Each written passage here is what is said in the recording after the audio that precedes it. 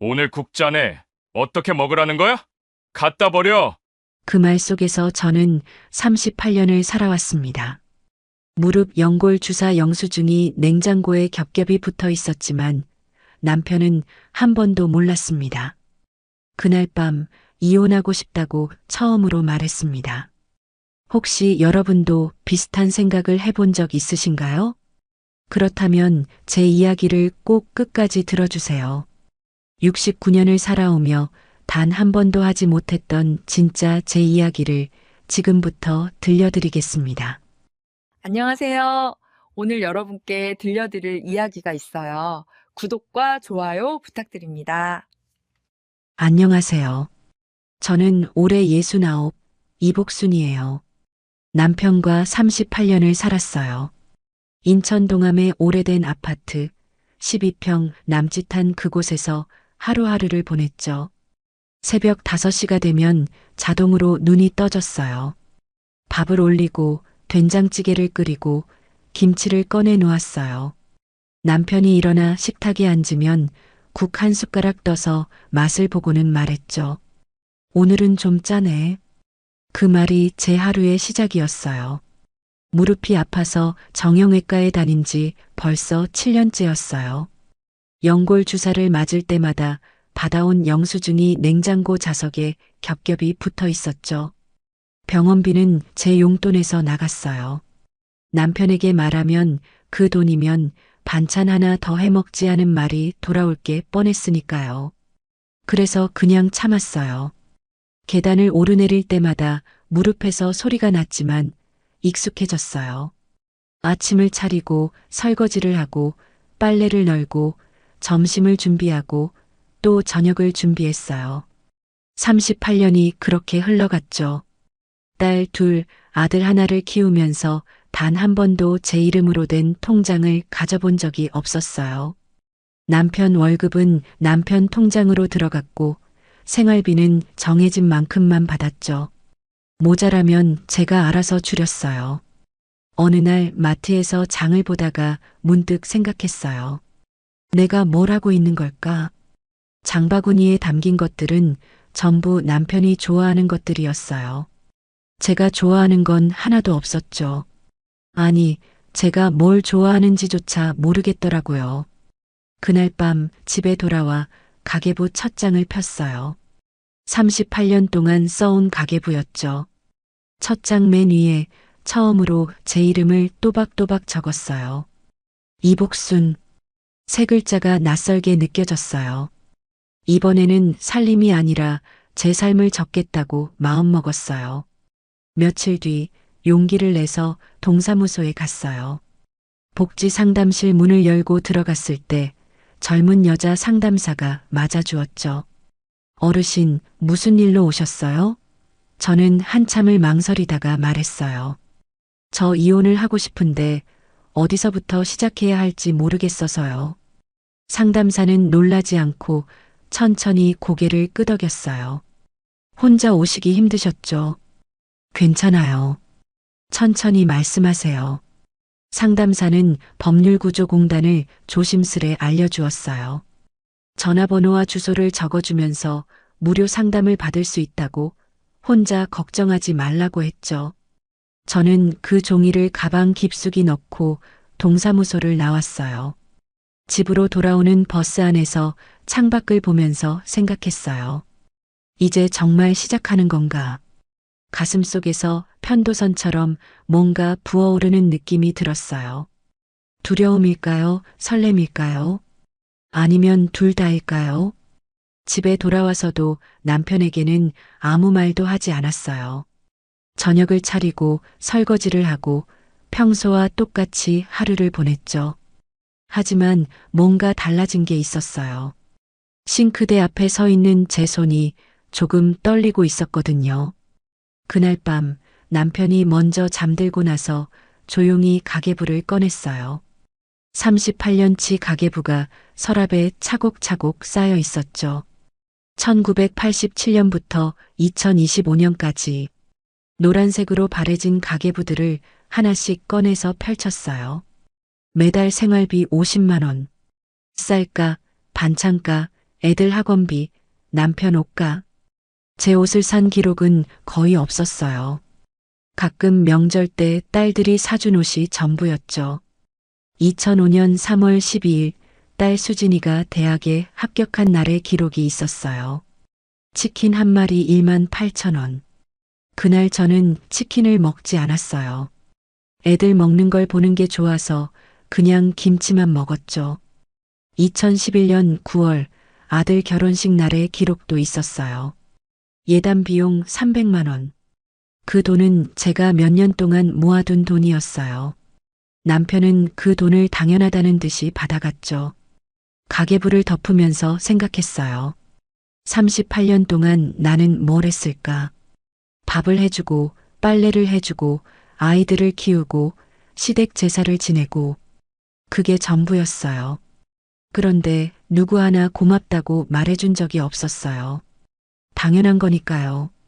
아내니까, 엄마니까, 며느리니까. 다음 날 아침 남편이 출근하고 나서 법률구조공단에 전화를 걸었어요. 손이 떨렸지만 꾹 참고 눌렀죠. 상담 예약을 하는데 목소리가 작게 나왔어요. 다음 주 화요일 오전 10시 예약이 잡혔어요. 전화를 끊고 나니 가슴이 두근거렸어요. 냉장고 문을 열었어요.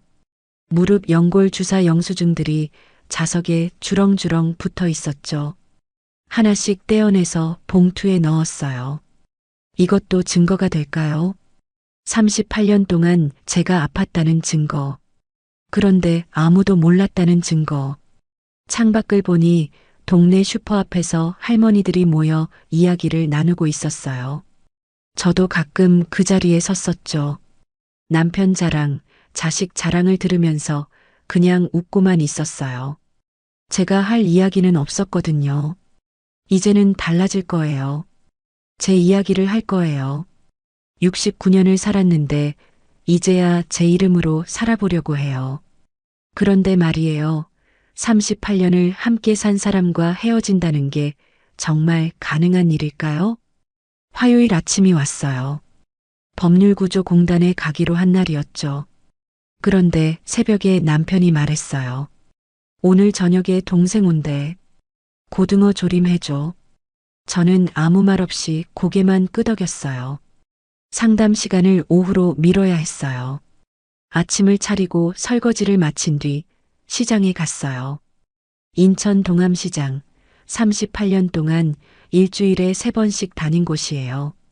건어물 코너 단골 아주머니가 반갑게 웃으며 말했죠. 언니, 오늘은 뭐 사러 왔어? 멸치 좀 보여줘. 2kg 살 거야. 아주머니가 저울에 멸치를 담으면서 말했어요. 요즘 멸치값이 장난 아니야. 작년보다 거의 2배야. 저는 웃으면서 대답했어요. 그래도 사야지 뭐. 그런데 속은 비어 있었어요. 멸치 2kg면 시댁 제사 한 번 치르기에 딱 맞는 양이거든요. 다음 달이 시아버지 기일이었어요. 벌써 23년째 제사를 지내고 있었죠. 장을 보면서 머릿속으로 계산했어요. 고등어 2마리, 무 1개, 멸치 2kg, 두부 세모. 5만 원이 좀 넘었어요. 이번 달 생활비에서 얼마나 남았더라. 계산기를 두드리는 제 손가락이 자동으로 움직였어요. 38년 동안 익숙해진 동작이었죠. 집에 돌아와 장을 풀고 고등어를 손질했어요. 시계를 보니 오후 1시였어요. 법률구조공단 상담 시간은 3시로 미뤄뒀죠. 서둘러 고등어 조림을 만들고 밥을 했어요. 저녁 준비를 다 해놓고 나서야 외출복으로 갈아입었어요. 법률구조공단까지 버스로 40분이 걸렸어요. 낡은 건물 3층에 있었죠. 계단을 오르는데 무릎에서 또 소리가 났어요. 상담실 문을 열고 들어갔을 때 50대쯤 돼 보이는 여자 변호사가 앉아 있었어요. 앉으세요. 어르신, 편하게 말씀하세요. 저는 한참을 말을 잇지 못했어요. 입이 떨어지지 않았거든요. 변호사가 물 한 잔을 건네주었어요. 천천히 마시고 말씀하세요. 급하지 않아요. 물을 한 모금 마시고 나서야 입이 열렸어요. 저 이혼을 하고 싶어요. 남편과 38년을 살았는데 더는 못 살겠어요. 변호사가 차분하게 물었어요. 특별한 이유가 있으세요? 폭력이나 외도 같은 거요? 저는 고개를 저었어요. 그런 건 없어요. 그냥 지쳤어요. 38년 동안 밥 짓고 빨래하고 제사 지내고 그게 전부였어요. 남편은 저한테 관심이 없었어요. 그냥 밥 해주는 사람. 그 이상도 이하도 아니었죠. 변호사가 고개를 끄덕이며 말했어요. 이해해요. 그런데 어르신, 협의 이혼이 어려우면 재판 이혼을 해야 하는데 그러려면 법적인 이혼 사유가 필요해요. 혼인을 계속하기 어려운 중대한 사유요. 정서적 학대나 경제적 학대 같은 것들이요. 경제적 학대. 그 말을 듣는 순간 머릿속이 하얘졌어요. 38년 동안 제 명의 통장이 없었던 것. 생활비가 모자라도 더 달라고 말 못했던 것. 무릎 치료비를 제 용돈에서 냈던 것. 그게 학대였을까요? 변호사는 계속 설명했어요. 재산분할 청구권도 있어요. 혼인 기간 동안 함께 모은 재산은 반반 나눠 가질 수 있어요. 집이 남편 명의예요? 네. 남편 이름이에요. 그럼 집값의 절반을 청구할 수 있어요. 가계부 같은 증거 자료가 있으면 더 좋고요. 가계부. 집에 38년치 가계부가 있었죠. 그걸 다 가져와야 하나요? 변호사가 말했어요. 네, 그게 어르신이 살림을 도맡아 했다는 증거가 돼요. 그리고 건강검진 기록이나 병원 영수증도 있으면 좋아요. 상담을 마치고 나올 때는 해가 기울고 있었어요. 버스 정류장에서 버스를 기다리는데 눈물이 났어요. 왜 우는지 모르겠었어요. 슬퍼서? 억울해서? 아니면 이제야 누군가 내 이야기를 들어줘서? 집에 도착하니 남편과 시동생이 거실에 앉아 있었어요. 고등어 조림은 잘 해놨지? 남편이 물었죠. 네, 데우기만 하면 돼요.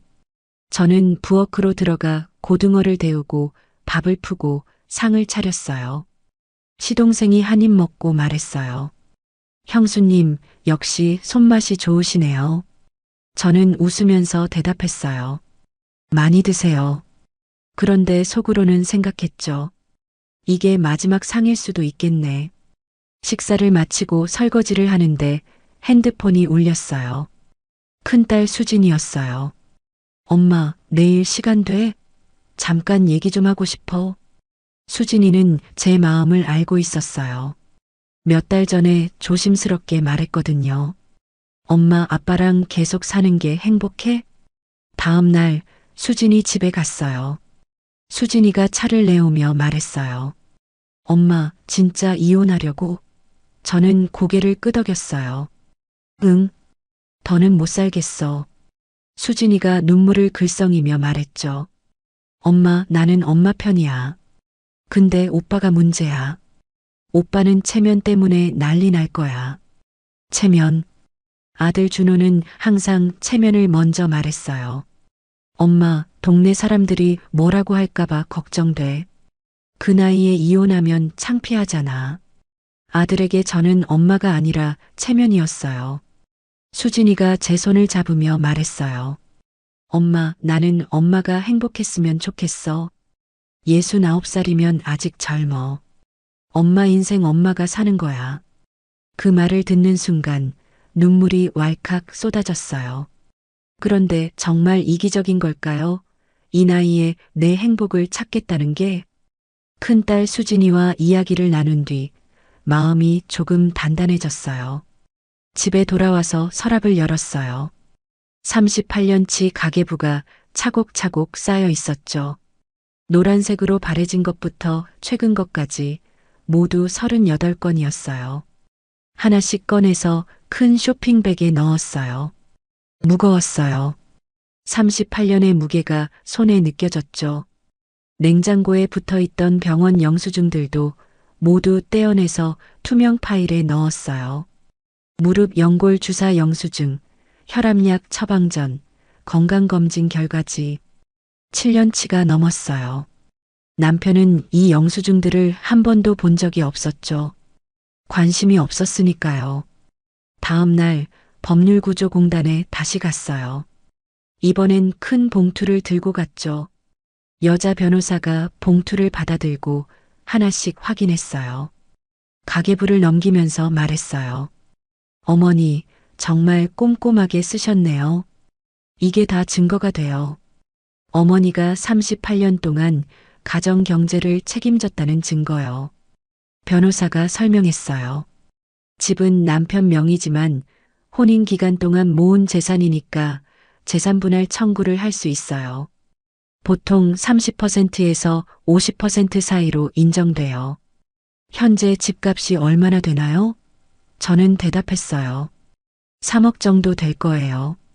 10년 전에 2억에 샀는데 요즘 시세가 올랐다고 하더라고요. 그럼 1억에서 1억 5천 정도는 받을 수 있어요. 변호사가 말했죠. 그리고 위자료도 청구할 수 있어요. 정서적 학대, 경제적 학대가 인정되면요. 하지만 협의 이혼으로 진행하는 게 시간이나 비용 면에서 나아요. 일단 남편분께 이혼 의사를 밝혀보세요. 남편한테 말하기. 그게 가장 어려운 일이었어요. 38년 동안 한 번도 제대로 거절해 본 적이 없었거든요. 언제 말하지? 어떻게 시작하지? 머릿속이 복잡했어요. 변호사가 종이 한 장을 건네주었어요. 협의 이혼 절차예요. 먼저 이혼 의사를 밝히고 재산분할과 위자료를 협의해요. 합의가 되면 가정법원에 가서 이혼 의사 확인을 받고 숙려 기간을 거쳐요. 노인 부부는 숙려 기간이 3개월이에요. 그 기간 동안 정말 이혼할 건지 생각해 보라는 거죠. 3개월. 길다면 긴 시간이었지만 38년에 비하면 아무것도 아니었어요. 저는 고개를 끄덕였어요. 알겠어요. 준비하겠어요. 법률구조공단을 나와서 바로 은행으로 갔어요. 제 명의 통장을 만들어야 했거든요. 은행 창구에 앉아서 말했어요. 통장 하나 만들고 싶어요. 직원이 친절하게 물었죠. 어떤 용도로 사용하실 건가요? 저는 잠시 망설이다가 대답했어요. 제 용도요. 제 돈을 제가 관리하려고요. 신분증을 내밀고 서류를 작성했어요. 이름, 주소, 전화번호. 제 이름으로 된 통장이 생긴 건 이번이 처음이었어요. 통장을 받아들었을 때 손이 떨렸어요. 파란색 통장. 거기 제 이름이 적혀 있었어요. 이복순. 직원이 말했어요. 초기 비밀번호는 0이니까 꼭 변경하세요. 저는 비밀번호를 제 생일로 바꿨어요. 1956년 3월 15일.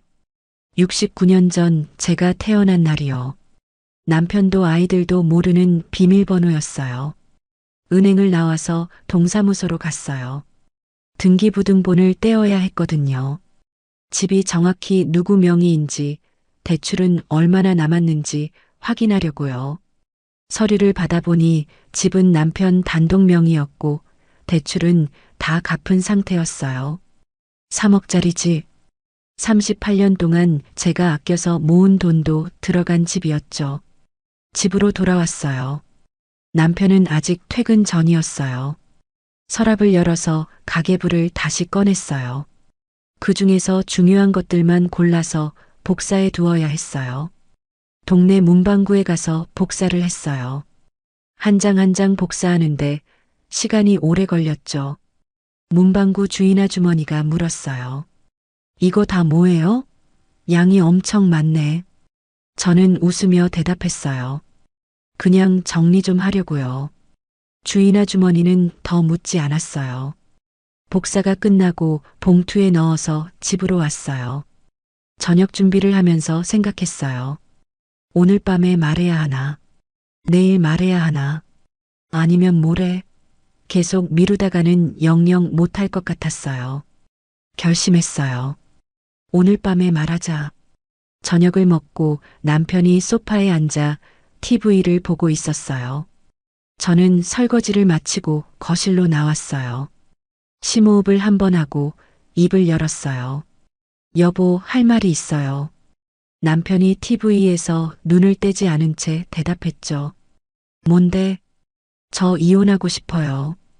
그 말이 입 밖으로 나오는 순간 세상이 멈춘 것 같았어요. 남편이 천천히 고개를 돌려 저를 봤어요. 뭐라고? 목소리가 커졌어요. 저는 다시 말했어요. 이혼하고 싶어요. 더 이상 못 살겠어요. 남편이 벌떡 일어나서 소리쳤어요. 야, 너 미쳤어? 갑자기 무슨 소리야? 우리 나이가 몇인데 이혼을 해? 동네 사람들이 뭐라고 할 것 같아? 또 체면이었어요. 남편도 아들처럼 체면부터 걱정했죠. 저는 차분하게 말했어요. 38년 동안 밥 짓고 빨래하고 제사 지내고 살았어요. 근데 당신은 한 번도 고맙다고 안 했어요. 제가 아파도 관심 없었고요. 이제 지쳤어요. 남편이 손을 휘저으며 말했어요. 그게 이혼 사유가 돼? 내가 때린 적 있어? 바람 핀 적 있어? 밥 굶긴 적 있어? 다 해주지 않았어? 생활비 줬잖아. 생활비를 준 게 다예요? 저는 목소리를 높였어요. 38년 동안 제 명에 통장 하나 없었어요. 제가 뭘 좋아하는지도 몰랐잖아요. 저는 그냥 밥 해주는 사람이었어요. 당신한테는요. 남편이 한참을 저를 쳐다보다가 방으로 들어가 버렸어요. 쾅 소리를 내며 문을 닫았죠. 저는 거실에 혼자 남았어요. 온몸이 떨렸어요. 말했어요. 드디어 말했어요. 그날 밤 잠을 한숨도 못 잤어요. 방에서는 남편의 코 고는 소리가 들렸어요. 평소처럼 잘 자고 있었죠. 저는 소파에 앉아서 창밖을 봤어요. 동이 트고 있었어요. 핸드폰이 울렸어요. 아들 준호였어요. 엄마, 아빠한테 전화 왔어. 진짜 이혼하려고? 미쳤어? 동네에서 뭐라고 할지 생각 안 해봤어? 역시나 체면 걱정이었죠. 저는 차분하게 대답했어요. 준호야, 엄마도 엄마 인생이 있어. 69살이지만 아직 살 날이 남았어. 더 이상 못 참겠어. 준호가 소리쳤어요. 그래도 그렇지. 이혼까지 해야 돼? 전화를 끊었어요. 더 이상 설명하고 싶지 않았어요. 이제 돌아갈 수 없는 다리를 건넌 걸까요? 남편에게 이혼 이야기를 꺼낸 뒤로 집안 공기가 무거워졌어요. 남편은 저한테 말을 거의 하지 않았어요. 밥상을 차려놔도 혼자 먹고 방으로 들어가 버렸죠. 아들 준호는 매일같이 전화해서 엄마 생각 좀 해보라고 동네 사람들 얼굴에 뭐 바르고 다니냐고 했어요. 일주일쯤 지났을 때 큰딸 수진이가 전화했어요. 엄마, 우리 집으로 와. 작은 방 하나 비워놨어. 일단 나와서 생각 정리해. 수진이는 부천에 살고 있었어요. 남편하고 초등학생 아들 하나 있는 작은 아파트였죠. 저는 며칠 고민하다가 짐을 쌌어요. 크게 가져갈 게 없었어요. 옷 몇 벌, 세면도구, 그리고 통장이랑 서류들. 38년을 살았는데 제 물건이라곤 이게 전부였어요. 캐리어 하나에 다 들어갔죠. 남편에게 말했어요. 며칠 딸 집에 갔다 올게요. 남편은 대답도 안 했어요. 그냥 신문만 보고 있었죠. 현관문을 나서는데 뒤를 돌아봤어요. 38년을 산 집, 새벽마다 밥을 지었던 부엌, 빨래를 널었던 베란다. 그런데 이상하게도 아쉬움이 별로 없었어요. 오히려 가벼웠어요. 수진이 집에 도착했어요. 작은 방 하나를 제게 내줬더라고요. 수진이가 말했어요. 엄마, 여기서 편하게 쉬어. 준호 오빠 전화 오면 내가 받을게. 엄마는 신경 끄고 있어. 수진이 손을 꼭 잡아줬어요. 그 손이 따뜻했어요. 첫날 밤 작은 방에 누워 있는데 이상했어요. 누가 깨우지 않는데도 새벽 5시에 눈이 떠졌어요. 38년 동안 몸에 밴 습관이었죠. 일어나서 부엌으로 가려다가 멈췄어요. 아, 밥을 안 해도 되는구나. 남편 국간을 맞추지 않아도 되는구나. 다시 방으로 들어와 창문을 열었어요. 햇살이 들어왔어요. 수진이 집은 남향이라 아침 해가 환했어요. 우리 집은 북향이라 하루 종일 어두웠는데요. 창가에 앉아서 한참을 해를 봤어요. 따뜻했어요. 수진이가 아침을 차려줬어요. 간단한 토스트랑 우유였지만 맛있었어요. 수진이가 물었어요. 엄마, 오늘 뭐 할 거야? 저는 생각해보지 않았던 질문이었어요.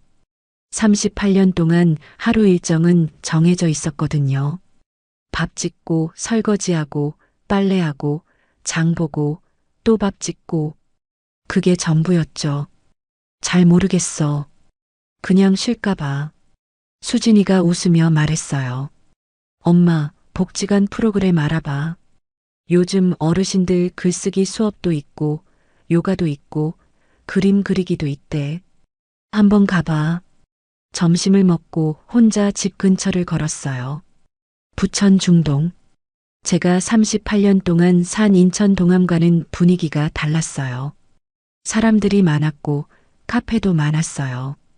복지관 건물도 보였죠. 중동 노인복지관이라고 큰 간판이 붙어 있었어요. 들어가 볼까 망설이다가 문을 열었어요.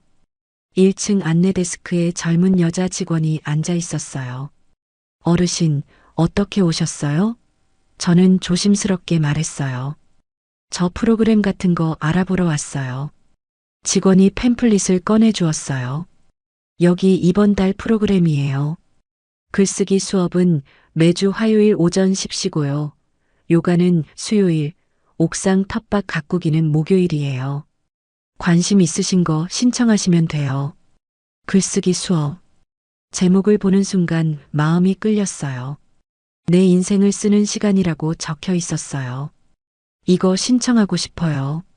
직원이 신청서를 내밀었어요. 이름, 나이, 전화번호를 적었어요. 이복순, 69세. 신청서를 내고 나오는데 2층에서 사람들 웃는 소리가 들렸어요. 계단을 올라가 봤어요. 강의실 문이 열려 있었고 할머니들이 모여 앉아서 뭔가를 쓰고 있었어요. 다음 주 화요일 저도 저기 앉아 있겠죠. 복지관을 나와서 걷다가 옥상 텃밭 안내판을 봤어요. 옥상으로 올라가 봤어요. 작은 텃밭들이 구획으로 나뉘어 있었어요. 어떤 칸에는 상추가 자라고 있었고 어떤 칸에는 고추가 심어져 있었어요. 할아버지 한 분이 물을 주고 계셨어요. 저도 텃밭 분양받을 수 있어요? 할아버지가 고개를 돌리며 말했어요. 1층 가서 신청하면 돼요. 한 칸에 10,000원이에요. 10,000원. 38년 동안 시장에서 채소 사느라 쓴 돈에 비하면 아무것도 아니었어요. 다시 1층으로 내려가 텃밭 분양도 신청했어요. 직원이 말했어요. 목요일 오전에 오시면 모종 나눠드려요. 상추, 고추, 토마토 중에 고르실 수 있어요. 저는 상추를 선택했어요. 상추는 키우기 쉽다고 수진이가 말했거든요. 집으로 돌아왔어요. 수진이가 물었어요. 엄마, 어디 갔다 왔어? 복지관 다녀왔어. 글쓰기 수업이랑 텃밭 신청했어. 수진이가 환하게 웃었어요. 엄마 잘했어. 이제 엄마 하고 싶은 거 하는 거야. 저녁을 먹고 작은 방으로 돌아왔어요. 책상 위에 공책을 펼쳤어요. 수진이가 새 공책을 사다 줬거든요. 첫 장에 뭘 쓸까 생각하다가 적었어요. 2025년 10월 이복순의 하루. 그 밑에 오늘 한 일을 적었어요. 오전 7시 창문 열고 햇볕 쬐m. 오전 9시 산책. 오전 11시 복지관 프로그램 신청. 오후 2시 옥상 텃밭 구경. 오후 6시 저녁 식사. 오후 8시 일기 쓰기. 적고 보니 신기했어요. 38년 동안 제 시간표는 늘 똑같았거든요. 새벽 5시 기상, 밥 짓기, 설거지, 빨래, 장보기, 제사 준비. 그게 전부였어요. 근데 오늘은 달랐어요. 제가 하고 싶은 걸 했어요. 핸드폰이 울렸어요. 남편이었어요. 받지 않았어요. 곧 문자가 왔어요. 밥은 먹었어? 38년 만에 처음 받는 문자였어요. 답장을 안 했어요. 수진이가 방문을 두드렸어요. 엄마, 차 한잔 할래? 거실로 나갔어요. 수진이가 따뜻한 꿀차를 내왔어요. 둘이 소파에 앉아서 차를 마셨어요. 수진이가 말했어요. 엄마, 내일은 뭐 할 거야? 내일. 처음으로 제가 정할 수 있는 내일이었어요. 내일은 옥상에 가서 텃밭자리 확인하고 모종 심을 준비해야지. 그리고 글쓰기 수업 준비도 하고. 수진이가 웃었어요. 엄마, 달라졌어. 얼굴이 밝아졌어. 거울을 봤어요. 정말 그랬어요. 일주일 전만 해도 어두웠던 얼굴이 조금 밝아진 것 같았어요. 주름은 여전했지만 눈빛이 달랐어요. 밤에 침대에 누워서 생각했어요. 앞으로 2달이면 숙려 기간이 끝나요. 그러면 정식으로 이혼이 성립되겠죠. 남편과 재산분할 협의도 해야 하고 위자료 이야기도 해야 해요. 변호사가 준비하라고 했던 서류들도 더 모아야 하고요. 해야 할 일이 많았어요. 하지만 두렵지 않았어요. 오히려 기대됐어요. 69년을 살았는데 이제야 제 인생을 사는 것 같았거든요. 창문 밖을 봤어요. 달이 밝았어요. 내일도 해가 뜨겠죠. 그 해를 맞이하는 건 이제 제 선택이에요. 2달 뒤 저는 정말 혼자 설 수 있을까요? 복지관 글쓰기 수업에 처음 간 날 떨렸어요. 강의실에 들어가니 할머니들이 6명 앉아 계셨어요. 다들 저를 보고 웃으며 인사했어요. 어서 오세요. 여기 앉으세요. 낯선 사람들이었지만 따뜻했어요. 선생님은 40대쯤 돼 보이는 여자분이었어요. 오늘은 자기소개를 글로 써볼 거예요. 제목은 나는 누구인가예요. 자유롭게 쓰시면 돼요. 백지를 받아들고 한참을 멍하니 있었어요. 나는 누구인가? 69년을 살았는데 대답하기 어려운 질문이었어요. 펜을 들었어요. 천천히 적기 시작했어요. 저는 이복순입니다. 69세이고 38년 동안 아내였고 엄마였고 며느리였습니다. 그런데 저는 누구일까요? 이제야 찾아보려 합니다. 짧은 글이었지만 쓰고 나니 눈물이 났어요. 수업이 끝나고 할머니 한 분이 제 손을 잡았어요. 나도 비슷해요. 43년을 살았는데 남편이 작년에 세상을 떠났어요. 그제야 내가 누군지 생각하게 됐죠. 우리 비슷해요. 그 할머니 손이 따뜻했어요. 복지관을 나오는데 핸드폰이 울렸어요. 남편이었어요. 이번엔 받았어요. 여보세요. 남편 목소리가 들렸어요. 복순아, 나 좀 만나자. 이야기 좀 하자. 며칠 뒤 남편을 만났어요. 집 근처 카페에서 만나기로 했죠.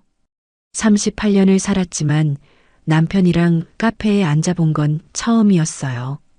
남편은 커피를 시키고 한참을 말이 없었어요. 저도 기다렸어요. 한참 뒤에 남편이 입을 열었어요.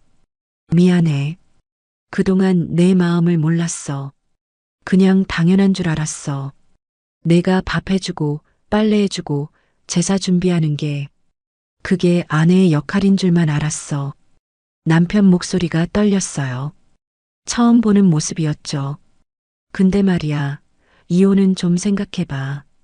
우리 나이가 벌써 69이야. 지금 헤어지면 뭐하고 살아? 다시 잘해볼게. 진짜로. 저는 차분하게 말했어요. 당신 말이 맞아요. 우리 나이가 많죠. 근데 그래서 더 이혼하고 싶어요. 남은 시간이 얼마 없잖아요. 그 시간을 제 방식대로 살고 싶어요. 38년은 당신을 위해 살았어요. 이제는 제가 저를 위해 살 거예요. 남편이 고개를 떨구었어요. 한참을 그렇게 있다가 말했어요. 알겠어. 근데 재산 분할은 좀 합리적으로 하자. 집은 내가 30년 직장 다니면서 산 거잖아. 그때부터였어요. 남편의 본심이 나오기 시작했죠. 집을 산 돈이 당신 돈만 들어갔나요? 저는 목소리를 높였어요. 38년 동안 제가 생활비 아껴서 보탠 돈도 있어요. 애들 학원비 아끼려고 제가 직접 가르치고 외식 안 하고 집에서 해 먹고 제 옷 안 사고 그렇게 모은 돈이 얼마인데요. 남편이 답답하다는 듯 말했어요. 그래도 절반은 너무 많아. 한 30% 정도면 되지 않겠어? 역시나였어요. 미안하다던 말은 거짓이었어요. 재산을 지키려는 게 진짜 속마음이었죠. 더 이상 이야기하고 싶지 않았어요. 일어서서 나왔어요. 남편이 뒤에서 불렀지만 돌아보지 않았어요. 다음 날 변호사에게 전화했어요. 남편이 재산 분할 30%를 제시했다고 했죠. 변호사가 말했어요. 어머니, 그건 너무 적어요. 38년 혼인 기간이면 최소 40%는 받아야 해요. 협의가 안 되면 재판으로 가야 해요. 재판? 그 말을 듣는 순간 지쳤어요. 얼마나 더 싸워야 하는 걸까? 변호사가 조심스럽게 말했어요. 어머니, 남편 측에서 집값의 45%와 위자료 2천만 원을 제시해 왔어요. 생각해 보시고 연락 주세요. 45%면 집값 3억에 45%니까 1억 3,500. 위자료 2천을 합치면 1억 5,500. 적은 돈은 아니었어요. 하지만 38년의 값이 그것뿐일까요? 수진이와 상의했어요. 수진이가 말했어요. 엄마, 더 끌면 엄마만 지쳐. 재판 가면 시간도 오래 걸리고 스트레스도 심해. 그냥 받아. 1억 5천이면 작은 집 하나 살 수 있어. 며칠을 고민했어요. 옥상 텃밭에 가서 상추 모종을 심으면서도 생각했고 글쓰기 수업에서 글을 쓰면서도 생각했어요. 밤에 잠을 자다가도 생각이 나서 깼어요. 일주일 뒤 변호사에게 전화했어요. 받아들이겠어요. 45%와 위자료 2천. 더 싸우고 싶지 않아요. 변호사가 알겠다고 했어요. 합의서 준비할게요. 다음 주에 오세요. 합의서에 도장을 찍는 날 손이 떨렸어요. 이복순. 제 이름 옆에 도장을 찍었어요. 남편도 도장을 찍었죠. 변호사가 말했어요. 이제 가정법원에 제출하면 돼요. 숙려 기간 지나면 이혼이 확정돼요. 법률구조공단을 나와서 옛집으로 갔어요. 제 짐을 가지러 가야 했거든요. 아파트 계단을 올라가는데 이상했어요. 38년을 오르내린 계단인데 낯설었어요. 5층까지 올라가는데 무릎에서 소리가 났어요. 여전했어요. 현관문을 열었어요. 남편은 없었어요. 방으로 들어가 옷장을 열었어요. 제 옷들이 걸려 있었죠. 많지 않았어요. 몇 벌 안 됐어요. 다 꺼내서 가방에 넣었어요. 서랍을 열었어요. 38년치 가계부가 있었죠. 이미 복사해둔 것들이지만 원본도 가져가고 싶었어요. 가방에 넣었어요. 화장대 서랍에는 남편이 결혼기념일에 사준 목걸이가 있었어요. 단 한 번 10년 전에 받은 선물이었죠. 그건 두고 갔어요. 부엌으로 갔어요. 싱크대 앞에 섰어요. 38년 동안 매일 섰던 자리였어요. 여기서 밥을 하고 설거지를 하고 반찬을 만들었죠. 냉장고를 열었어요. 텅 비어 있었어요. 남편이 밥을 안 해 먹나 봐요. 문득 마지막으로 한 번만 반찬을 해주고 싶었어요. 이혼하더라도 38년을 함께 산 사람이었으니까요. 마트에 가서 재료를 샀어요. 김치찌개 재료, 계란, 시금치. 집에 돌아와서 반찬을 만들었어요. 김치찌개를 끓이고 계란말이를 부치고 시금치를 무쳤어요. 냉장고에 반찬을 가득 넣었어요. 그리고 메모지에 적었어요. 38년 고생했어요. 건강하세요. 식탁 위에 메모를 놓고 집을 나왔어요. 계단을 내려가는데 위층에서 발걸음 소리가 들렸어요. 누군가 올라오고 있었어요. 그 소리가 제 것이 아니라는 게 신기했어요. 더 이상 제가 오르내릴 계단이 아니었으니까요. 수진이 집으로 돌아왔어요. 가방을 내려놓고 작은 방에 앉았어요. 창문으로 해가 지고 있었어요.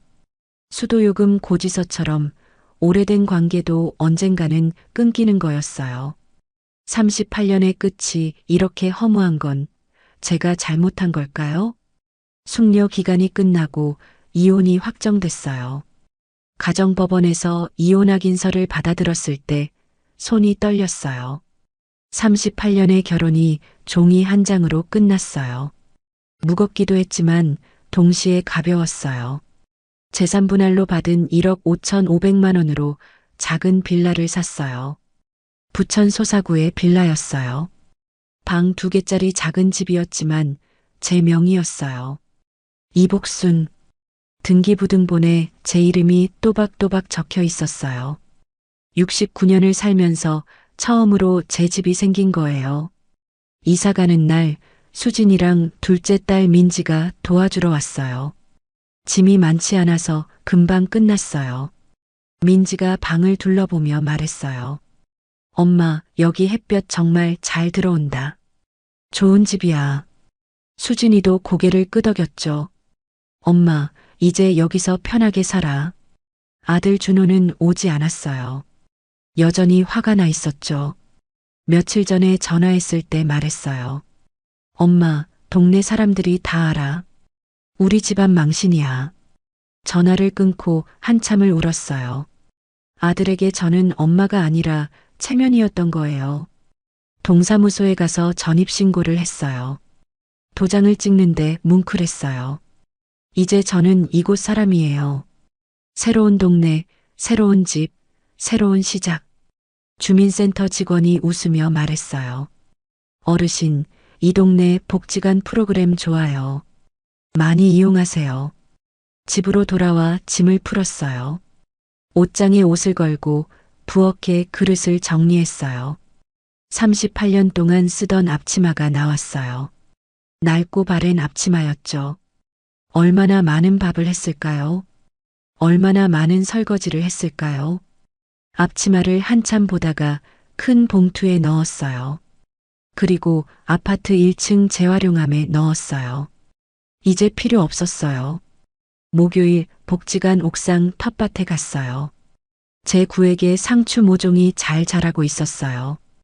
2주 전에 심은 모종이었는데 벌써 이렇게 컸어요. 물을 주면서 생각했어요. 나도 이렇게 자라고 있는 걸까? 69년 만에 새로 시작하는 거니까요. 옆 구획 할머니가 말을 걸었어요. 상추 잘 크네요. 처음이에요? 네, 처음이에요. 할머니가 웃으며 말했어요. 저도 작년에 처음 시작했어요. 남편 보내고 나서요. 혼자 살기 외로워서 뭐라도 해야겠더라고요. 근데 해보니까 재미있어요. 그 할머니와 한참 이야기를 나눴어요. 혼자 사는 게 어떤지, 자식들은 어떻게 지내는지, 하루를 어떻게 보내는지, 서로의 이야기를 들어주는 게 좋았어요. 외롭지 않았어요. 화요일 글쓰기 수업에 갔어요. 오늘은 늦었지만 지금이라는 제목으로 글을 쓰는 날이었어요. 백지를 받아들고 펜을 들었어요. 천천히 적기 시작했어요. 저는 69세에 이혼했어요. 늦었다고 생각했어요. 이 나이에 무슨 새 출발이냐고요.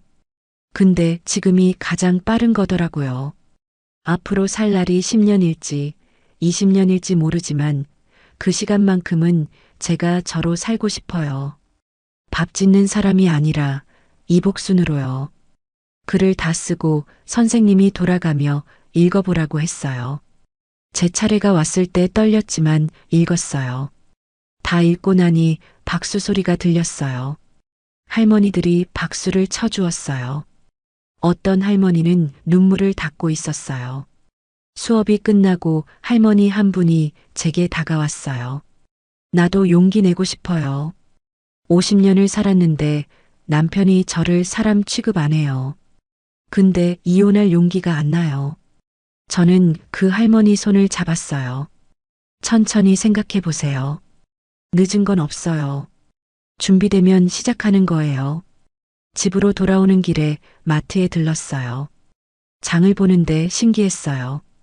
카트에 담는 게 전부 제가 좋아하는 것들이었어요. 좋아하는 과일, 좋아하는 반찬, 좋아하는 과자. 38년 만에 처음이었어요. 저녁에 혼자 밥을 먹었어요. 간단하게 국 하나 끓이고 김치 꺼내고 밥 한 공기 덜었어요. 혼자 먹는 밥상이 쓸쓸할 줄 알았는데 그렇지 않았어요. 오히려 편했어요. 국이 짜도 괜찮았고 반찬이 없어도 괜찮았어요. 식사를 마치고 설거지를 하는데 창밖에 노을이 졌어요. 붉은 노을이 예뻤어요. 38년 동안 설거지를 하면서 노을을 본 적이 있었나요? 기억이 안 났어요. 너무 바빠서 볼 겨를이 없었던 거예요. 밤에 책상에 앉아서 하루 일정표를 적었어요. 요일별로 할 일을 적었죠. 화요일은 글쓰기 수업, 목요일은 텃밭 가꾸기, 금요일은 도서관 가기. 낯선 여백이 꽉 차 보였어요. 제가 채우는 시간들이었어요. 핸드폰이 울렸어요. 수진이었어요. 엄마, 잘 지내? 응, 잘 지내. 오늘 글쓰기 수업 갔다 왔어. 수진이가 말했어요. 엄마, 목소리가 밝아졌어. 정말 다행이야. 전화를 끊고 거울을 봤어요. 주름은 여전했지만 표정이 달랐어요. 무거운 짐을 내려놓은 것 같았어요. 69년을 살았는데 이제야 제 얼굴을 보는 것 같았어요. 남편에게서는 연락이 없었어요. 아들 준호도 연락이 없었죠. 괜찮았어요. 남은 인생은 제 속도로 살기로 했어요. 서로의 안부는 멀리서만 묻기로 했어요. 가끔 명절에 연락하는 정도면 충분할 거예요. 다음 날 텃밭에 가서 상추를 수확했어요. 첫 수확이었죠. 작은 상추 잎을 따면서 뿌듯했어요. 제가 심고, 제가 키우고, 제가 수확한 거예요. 집에 가져와서 씻어서 먹었어요. 싱싱하고 맛있었어요. 창가에 앉아서 상추를 먹으면서 생각했어요. 69년을 살았어요.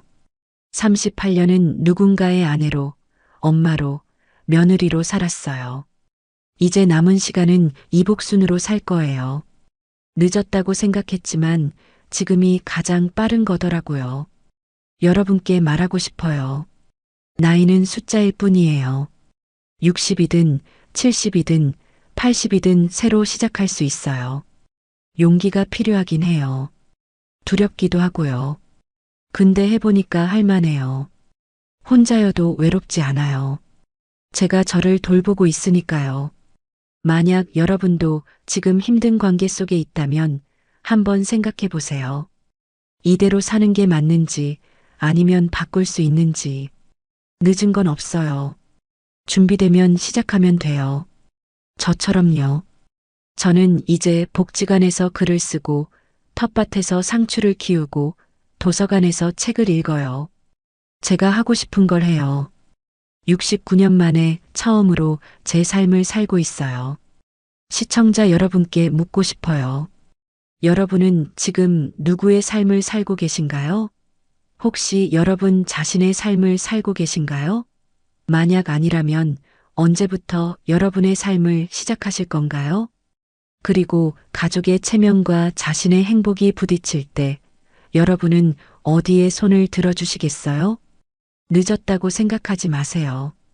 지금이 가장 빠른 거예요.